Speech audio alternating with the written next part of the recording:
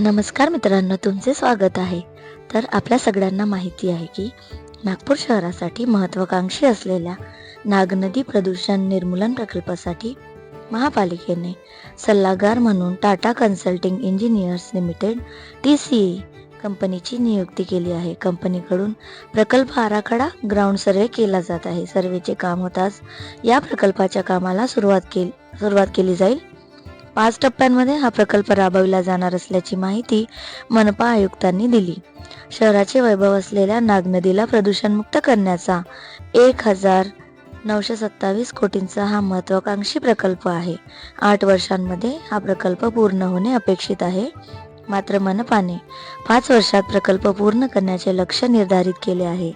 या प्रकल्पासाठी 60% निधी केंद्र सरकार, 25% निधी राज्य सरकार आणि 15% निधी नागपूर महापालिका देणार आहे.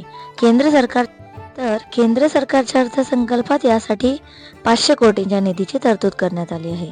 महापालिकेचा या प्रकल्पात 300 कोटींचा वाटा आहे. यासाठी आवश्यक तरतूद केली जाईल अशी ही माहिती त्यांनी दिली.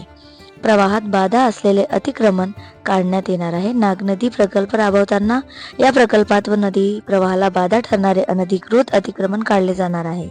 TCEचा सर्वे अहवाल आल्यानंतर नाग नदी पात्रालगतचे बाधा ठरणारे अतिक्रमण हटविण्यात येणार असल्याचे आयुक्तांनी सांगितले. तर व्हिडिओ शेवटपर्यंत बघितल्याबद्दल तुमचे खूप खूप धन्यवाद. तर तुम्ही नागपूरमध्ये राहत असाल तर आपण येणाऱ्या काळामध्ये बघणारच आहोत की नाग नदी प्रकल्पाला कोणते स्वरूप मिळते आणि नदीचा काय कायापालट होतो. धन्यवाद. कृपया चॅनलला सबस्क्राईब करा.